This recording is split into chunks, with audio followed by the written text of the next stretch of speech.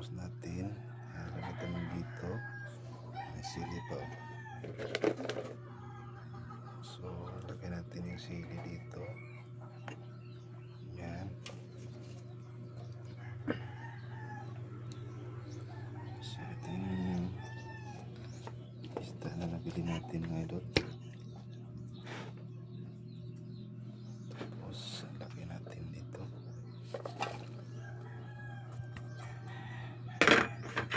Sangkap.